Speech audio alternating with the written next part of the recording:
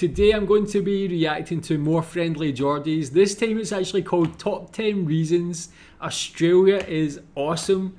So of course I love his stuff, he's always funny, and I'm really interested to see what he thinks makes Australia awesome. You can tell me if you agree with these reasons, but let's see, go subscribe to him. Top 10 reasons on why Australia is awesome, and if you don't relate to these oddly specific reasons, then that's because you're from New Caledonia. Stop pretending you're from the mainland.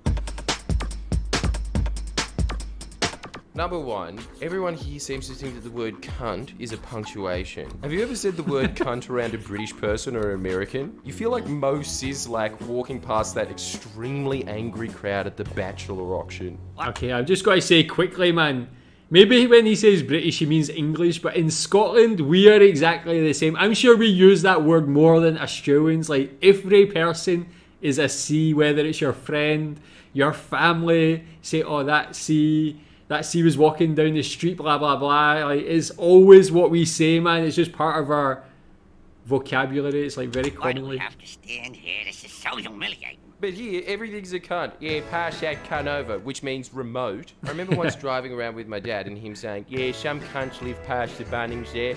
And he didn't mean they were bad people. He just meant they were people. I think the Macquarie Dictionary is just a word-for-word print of the Oxford Dictionary, because if it was honest, there would just be one word in a cunt. It just means everything that has ever existed or will exist. That is It same is as the God Scotland. particle of language.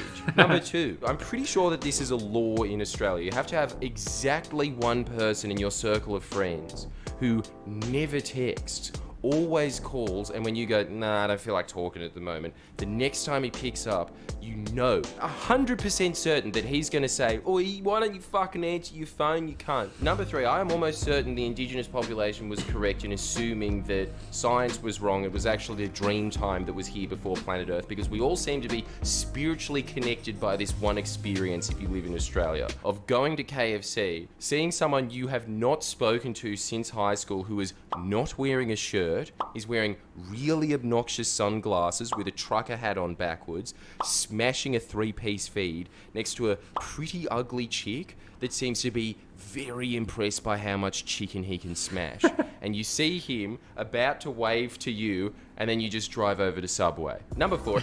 I mean, we have similar in Scotland. Maybe the dress code is different. There's more like tracksuit and hat, and maybe some different food. But we definitely have those sort of people. Tell me if you have experienced that situation. Any ancient Aztecs watching, there could be a warlock that's looking into a puddle into the future at the moment. So just for that, you know how you sacrifice kids to make the sun rise the next day? Our version of that is some little snotty kid with a rat's tail walking past a bakery that has not changed its decor since 1951. I'm pretty sure they still think it's 1951 because they don't have any Coke in there. It's just Passiona and Kirk's creaming soda. And I've you never see him seen any of getting those dragged before. past by his mum as he looks into the bakery window with all these lazy desserts like a coconut slice, and he says, quote, "Oh, that looks heaps yum!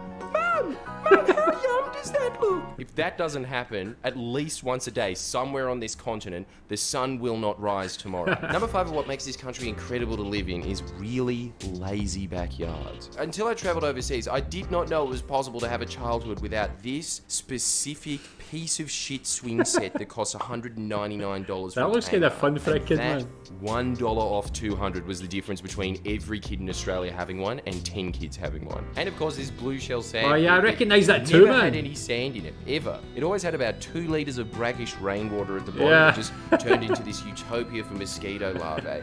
And your little sister who submerged a Bratz doll in there. I have no idea why. My best guess is that she was trying to reenact Toadie's wife dying. And of course the icing on the cake being a trampoline that your little brother begged your parents for a year and a half straight. And when he finally got it, he instantly busted his left testicle for life on it. And so for the rest of all eternity, the dog just thinks it's a really big bed. Number 6. I mean, this is actually just reinforcing to me, like, how similar Scotland and Australia are, man. I recognise that blue shell thing. I've not seen that for years and years. And it just, like, brought back a lot of memories. This trampoline, that playground equipment thing, man. I feel like I never knew Scotland was so similar to Our Australia. Jeff Bezos, a man who is extremely wealthy for being very innovative. Yeah, I mean, he came up with Amazon, that's all impressive, but our version of that is definitely the guy who came up with this specific kebab bag. Tasty doner kebab.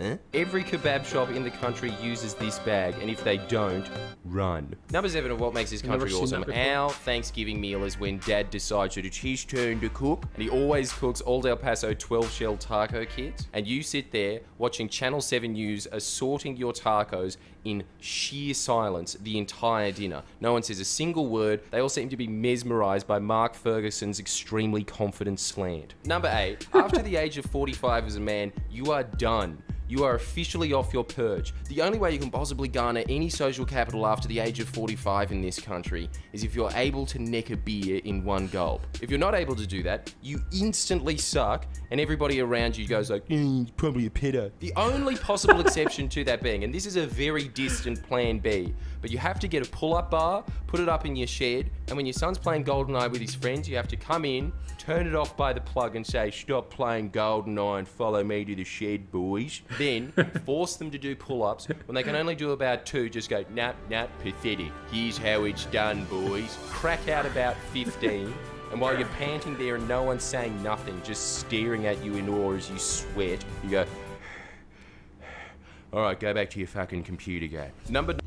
That is very specific, man. He's definitely been in that situation, man. Tell me if you've been in any of these situations. I'm very intrigued to know, man. Like they sound like 24-hour Kmarts very that interesting. Are a little too far away from your house to be deemed convenient, that after 8 PM are only inhabited by a bunch of stoners and a sea of angry mums that are more disappointed in themselves for giving in to their child's tantrum about some shitty toy that needs batteries, that as they sit there, stoners walk around them paranoid thinking that the mums know, but they don't care at all. The only question on their mind is, did they need AA or AAA? As the kid cries, I don't know. And those stoners, while they may come in for Maltesers, always leave with a Nerf gun. Then halfway back home, they think, oh, fuck, boys, we forgot the Maltesers. That's why it's open 24 hours a day, just for that scenario. And number 10. I mean, this isn't really anything to do with that list. It's just when they was talking about batteries with children. Tell me if you have children. I never knew batteries were so important. I've never bought so many batteries as I have since I've had children, man. Like, the amount of toys, the amount of times I've had to go to shop just to buy batteries, it's absolutely insane. It's something I've never knew about parenthood, that you'd be buying batteries so many times, man. 10. The key reason I love this country so much, and I would definitely be in Anzac if I needed to defend it. If you were to sum up Australia in a single 15-second soundbite, it would be the sound of a bunch of rainbow lorikeets happily chirping, abruptly cut by a tradie using either a drill or a jackhammer for a very small but devastating amount of time. So awfully sorry, Ganga Jane. Close but no cigar. This is the true sound of Australia. Have you heard that before?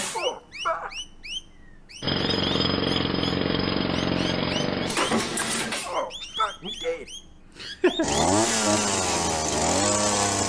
So I hope you enjoyed this definitive list of what makes Australia Australia. If you have any comments that disagree with it, this is not Triple J's Hottest 100. You don't get to have a say in this. I have half a mind to disable the comments, actually. All you could do is like. If there is one dislike, you're an ISIS terrorist, and I'm going to deport you. Oh man, enjoyable as always. So yeah, tell me if you've been in any of those situations before. Is that really reflective of Australia? They all sound like pretty funny situations to be in. Tell me more about tradies. I've been getting a lot of tradies videos on like Instagram, and I've seen a lot being shared on like Twitter and on TikTok and things like that.